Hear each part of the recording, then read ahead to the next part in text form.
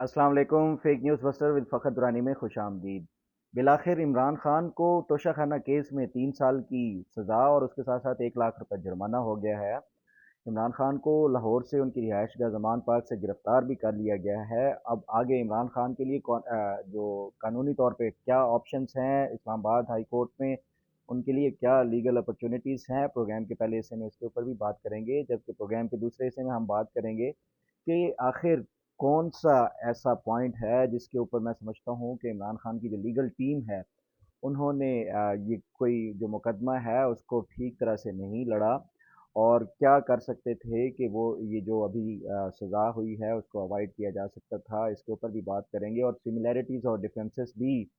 देखेंगे कि जो इमरान खान के वकील हैं ख्वाजा हारिस साहब, यही वकील थे शहबाज शरीफ साहब के केस में भी। तो दोनों केसेस में इन्होंने डिफरेंट जो स्ट्रेटजीज अपनाई हैं, आखिर क्यों अपनाई हैं और क्या दोनों बार ही ये जो है वो फ्रूटफुल साबित नहीं हुई, इसके ऊपर भी बात करेंगे कि क्यों आखिर ख्वाजा हारिस साहब ने जो पैनामा पेपर्स केस में उन्होंने स्ट्रेटजी अपनाई थी वो अब नहीं अपनाई, इसके ऊपर भी बात करेंगे क्यों नहीं अपनाई। सबसे पहले हम बात कर लेते हैं इमरान खान के हवाले से। ये जो तोशाखाना केस का है, आपने देख लिया कि क्विक जो है वो एक्शन लिया गया है। जैसे ही इस्लामाबाद जो कोर्ट से, जो सेशन कोर्ट है, उससे इमरान खान को सज़ा का फैसला सुनाया गया,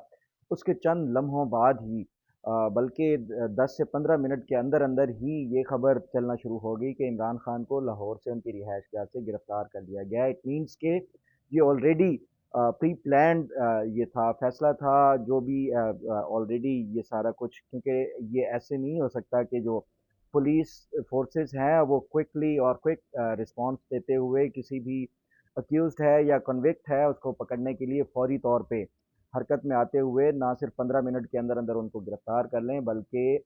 गिरफ्तारी के बाद उनको ट्रांसफ़र का जो अमल है वो भी इस्लामाबाद लाने के हवाले से वो किया जाए। तो इट मीन्स कि ये ऑलरेडी डिसाइडेड था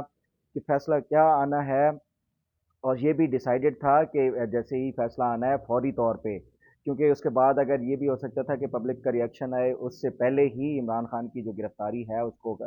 अमल में लाया जाए। और ये जो ऑलरेडी आपने देखा 9 मई को प्रोटेस्ट का एक सिलसिला शुरू हुआ था, उस तरह का कोई सिलसिला शुरू ना हो उससे पहले ही इमरान खान को गिरफ्तार किया गया। आपने देखा मीडिया के ऊपर जैसे ही ये फैसला आया तो मीडिया ने ज़मान पार्क के जो मनाजिर दिखाए, कोई जो प्रोटेस्टर, कोई पीटीआई के वर्कर्स, कोई उसके साथ साथ इस तरह का आपने नहीं देखा कि जो पीटीआई के वर्कर्स हों, इमरान खान के फॉलोअर्स हों, वो ज़मान पार्क के बाहर मौजूद हों या रेजिस्ट करें जिस तरह पहले उन्होंने किया था। आज ऐसा नहीं हुआ, तो it means it was a well planned जो पुलिस की तरफ से स्विफ्ट एक्शन था इमरान खान को गिरफ्तारी का। अब बात ये कर लेते हैं कि ये जो फैसला दिया गया है इमरान खान के हवाले से, ये जो तोशाखाना है, ये इस पे जो इमरान खान की जो लीगल टीम है, जो जिसको हेड कर रहे थे ख्वाजा हारिस, ये वही ख्वाजा हारिस हैं जिन्होंने नवाज शरीफ का जो पैनमा पेपर्स केस है उसका भी नवाज शरीफ के वकील के तौर पे जो अकाउंटेबिलिटी कोर्ट है उसमें भी पेश होते रहे। उसके बाद ये इस्लामाबाद हाई कोर्ट में भी इन्होंने ही दलाइल दिए, और उसके बाद जो सुप्रीम कोर्ट में भी आखिरी स्टेजेस पे जब ये पैनामा पेपर्स चल रहा था तो उस टाइम भी ये पेश हुए थे ख्वाजा हारिस साहब। अब इमरान खान के भी वही वकील हैं, और इस दफ़ा इन्होंने डिफरेंटली इसको वो किया है टेक्निकल ग्राउंड्स के ऊपर। इमरान खान की ये जो सज़ा या डिस्क्वालिफिकेशन के हवाले से, इस पे आप देखें जैसे ही तोशाखाना केस का हुआ ये जो केस था सेशन कोर्ट में, तो तब से ही ये जो इमरान खान की लीगल टीम है ये मेंटेनेबिलिटी के ऊपर क्वेश्चन करते रहे कि ये मेंटेनेबल ही नहीं है, ये काबिल समाअत भी नहीं है।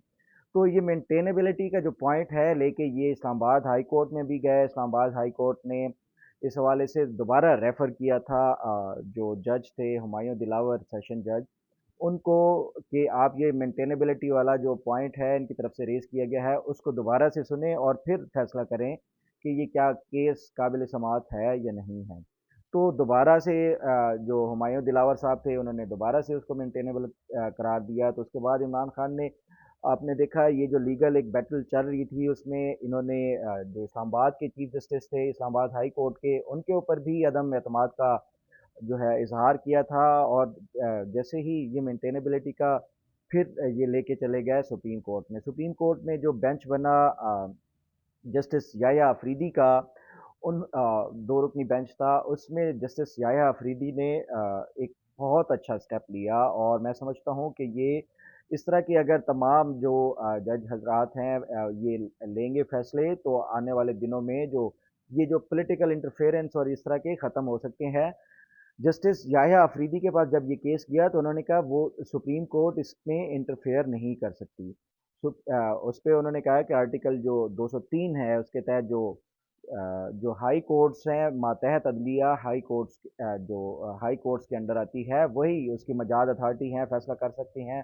آپ اسلام آباد ہائی کورٹ کو فیصلہ کرنے دیں، اگر اسلام آباد ہائی کورٹ اس کا وہ جو بھی فیصلہ کرتی ہے اس کے بعد ہم جو ہے وہ سپریم کورٹ اس کے اوپر اپنا کوئی فیصلہ کرے گی۔ تو اگر آپ اس کو کمپیئر کریں کہ یہ جب نواز شریف کا کیس چل رہا تھا، پینما پیپرز کیس، تو سپریم کورٹ نے جو 5 رکنی جج بینچ تھا پہلے پینما پیپرز کیس میں، اس میں سے 2 ججز نے آلریڈی پہلے ہی فیصلہ دے دیا تھا کہ نواز شریف ان کی نظر میں نااہل ہیں، 3 نے کہا تھا further investigation who, J I T بنائی گئی، جے آئی ٹی کے جو فائنڈنگز تھی اس کی بنیاد کے اوپر انہوں نے جو سپریم کورٹ نے نواز شریف کو نااہل قرار دیا تھا کہ یہ صادق اور امین نہیں ہے، انہوں نے اپنے بیٹے سے جو تنخواہ لی تھی وہ ڈکلیئر نہیں کی تھی۔ یہ فیصلہ دینے کے بعد انہوں نے کہا کہ اس کا اب جو ٹرائل ہے نواز شریف کا، یہ اکاؤنٹیبلٹی کورٹ میں چلایا جائے گا، احتساب عدالت میں بھیج دیا گیا، اور اسی اکاؤنٹیبلٹی کورٹ کے حوالے سے انہوں نے کہا کہ ود ان 3 منتھس اس کا فیصلہ کیا جائے، اور فیصلہ جو کورٹ کی پروسیڈنگز ہوں گی وہ انڈر دی سپرویژن آف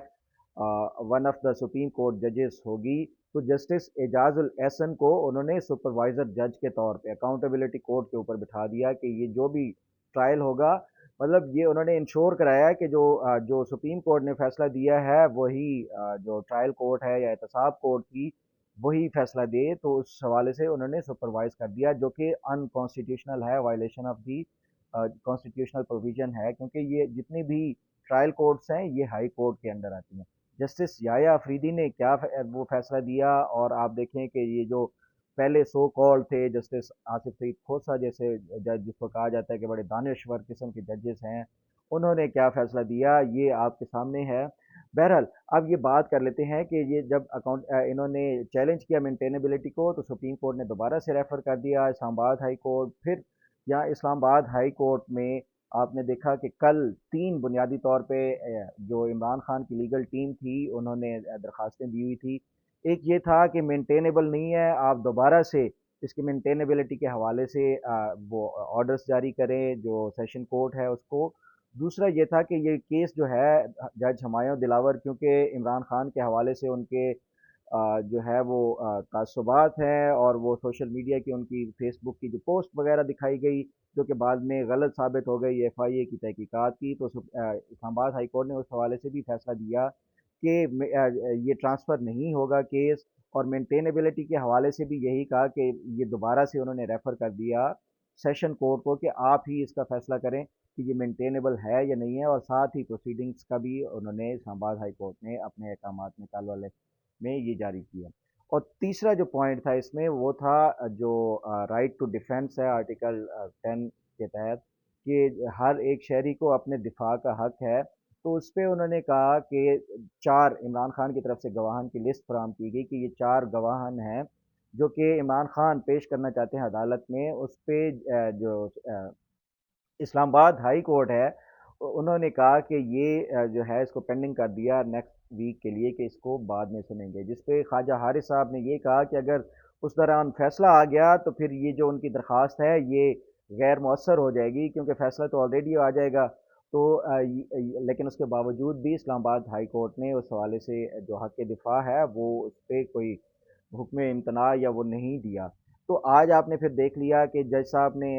صبح 8:30 بجے عدالت شروع ہوئی، ان کو دیکھا گیا کہ پی ٹی آئی کی کوئی لیگل ٹیم آئے جو فائنل اپنے جو آرگیومنٹس ہیں وہ دیں تاکہ اس کے بعد کنکلوڈ کیا جا سکے۔ وہ ایک بریک کی، انہوں نے 10:30 بجے دوبارہ کا کہا، پھر بھی نہیں آئی لیگل ٹیم، اور پھر 12 بجے کا کہا legal team P T I کی، تب بھی نہیں آئی۔ 12:30 بجے جا کے جج نے فیصلہ سنایا کہ عمران خان کے جو امپریزنمنٹ کے حوالے سے اب اس کو یہ کہا جا رہا ہے کہ یہ ایکسپرٹی جو فیصلہ دیا گیا ہے کہ یک طرفہ دوسری جو پارٹی ہے اس کو سنے بغیر ہی، تو اس کا کیا لیگل وہ ہوگی، اور اس کے ساتھ ساتھ جو عمران خان کے لیے آگے جو ہے وہ لیگل آپشنز کیا ہوں گی، تھوڑی سی मैं अगर इसके ऊपर आपको बताऊं कि अगर इसका कंपैरिजन मैं बार बार नवाज शरीफ के फैसले से इसलिए कर रहा हूं क्योंकि ये ज़्यादा जो ये करप्शन और उससे ज़्यादा जो है वो पॉलिटिकल नौयत के केसेस होते हैं जिसमें जो इसके पीछे जो कुव्वतें कार फरमा है वो भी आप जानते हैं कि इस्टेब्लिशमेंट के साथ भी जो ज़ेर ताब थे पिछले दौर में नवाज शरीफ, अब जो है वो इमरान खान है। तो ये जो इसमें नो डाउट जो हमारी अदालतें हैं वो इन्फ्लुएंस होती हैं, और जो फैसला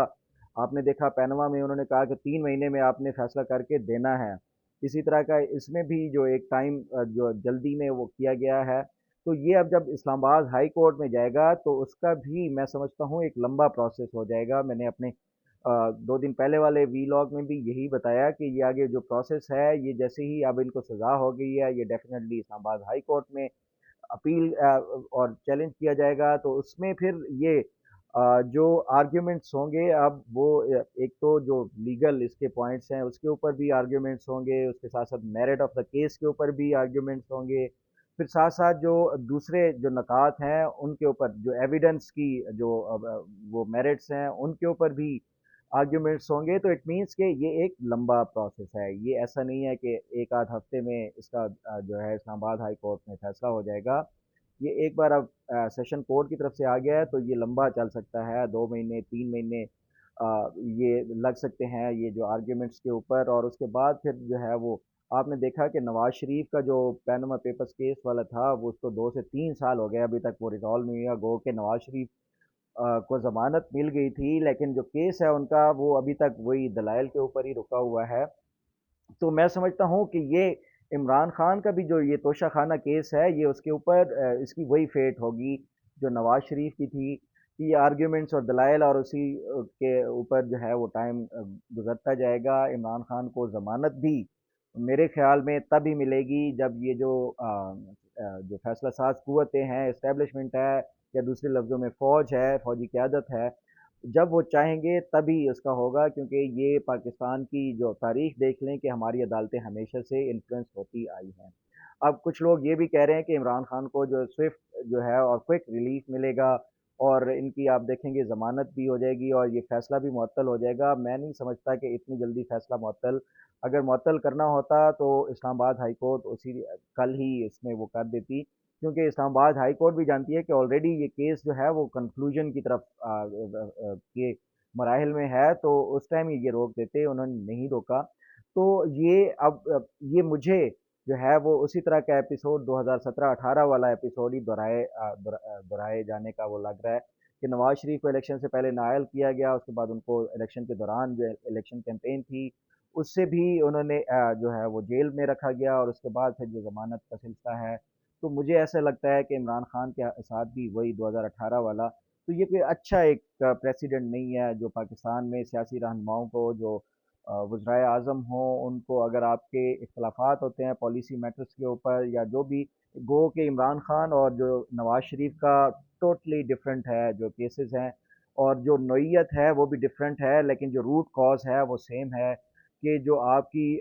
इस्टेब्लिशमेंट है अगर उनकी सिविलियन के साथ वो कोई किसी मामलात के ऊपर इख्तलाफात हो जाएं और अगर वो इस शिद्दत पे पहुंच जाएं तो फिर उसके बाद हमेशा से नुकसान जो है वो सिविलियन लीडरशिप ही को उठाना पड़ता है, ना कि जो मिलिट्री लीडरशिप की तरफ से, चाहे वो किसी गलती के ऊपर ही क्यों ना हो। बहरहाल अब ये जो बात कर लेते हैं कि ये जो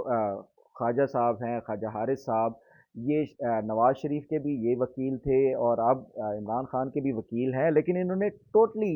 डिफरेंट स्ट्रेटजी अपनाई है इस दफ़ा। इन्होंने जैसे नवाज शरीफ के केस में वो मेरिट ऑफ द केस, वो बुनियादी नुकात और ये लीगल पॉइंट्स और ये सब कुछ डिस्कस करते रहे जो ट्रायल कोर्ट था एहतसाब अदालत उसमें। लेकिन इस केस में उन्होंने सिरे से ही ये जो बुनियादी इसमें एलिमेंट्स थे उनको डिस्कस करने की बजाय टेक्निकलिटीज़ के ऊपर वो खेलते रहे। इस अदालत में भी मेंटेनेबिलिटी को लेके, फिर इस्लामाबाद हाई कोर्ट में भी मेंटेनेबिलिटी को लेके, फिर आगे चले गए सुप्रीम कोर्ट, फिर मेंटेनेबिलिटी के बाद इन्होंने दोबारा से उसका जो है वो कि ये जानबदारी के हवाले से ट्रांसफ़र किया जाए केस, फिर उसके साथ साथ जो हक़ दिफा है, इस तरह के जो टेक्निकल ग्राउंड्स के ऊपर वो खेलते रहे, ना कि जो मेरिट ऑफ द केस है उसके ऊपर बात करते और जो इसमें इल्ज़ामात लगाए गए उनको डिस्कस करते या काउंटर किया जाता, वो इन्होंने किया ही नहीं है। تو مجھے ایسے لگتا ہے جیسے انہوں نے ٹھیک طرح سے کانٹیسٹ ہی نہیں کیا کیس عدالت میں. اگر یہ پراپرلی کانٹیسٹ کرتے اور چیلنج کرتے، جو الیکشن کمیشن کی طرف سے وکیل تھے، جو یا جو الزامات لگائے گئے ان کو کاؤنٹر کرتے، ان کے کاؤنٹر ایویڈنس دیے جاتے، تو یہ شاید کوئی معاملہ مزید آگے جا سکتا تھا. لیکن بہرحال یہ تو فیصلہ جو ہے وہ میں نے آپ کو پہلے بھی بتایا تھا کہ عمران خان کی گرفتاری جو ہے وہ اسی موجودہ حکومت میں ہی ہونے کے حوالے سے فیصلہ آلریڈی ہو چکا ہے. اب یہ جلدی کنکلوڈ ہو رہا تھا تو اس کے تحت وہ کر لیا گیا ہے. اب عمران خان کے لیے کوئک ریلیف کا یہ جو منڈے ہوگا اس میں ہی پتہ چلے گا کہ عدالتوں میں کیا ابھی بھی ان کی سہولت کاری کی جاتی ہے یا نہیں. جیسے کہ ثانیہ 9 مئی کے بعد فوراً ان کو کوئک ریلیف مل گیا، ان کو یہ جو عدالتوں کی طرف سے ایک تو ان کو ضمانت مل گئی اور اس کے بعد پھر اسٹیٹ کا گیسٹ کے طور پہ ان کو رکھا گیا. تو کیا اب بھی اسی طرح کا ہوگا یا نہیں، میں نہیں سمجھتا کہ اب اس طرح کی ان کو وہ ہوگا، کیونکہ 9 مئی ایک ایسا ریڈ لائن تھی جو کراس کی گئی ہے. اس کے بعد عدلیہ بھی سوچے گی بار بار اگر اس طرح کا کوئی عمران خان کو ریلیف دیا گیا. امید ہے آپ کو آج کا پروگرام بھی پسند آئے گا. اللہ تعالیٰ آپ کا حامی و ناصر ہو. اللہ حافظ.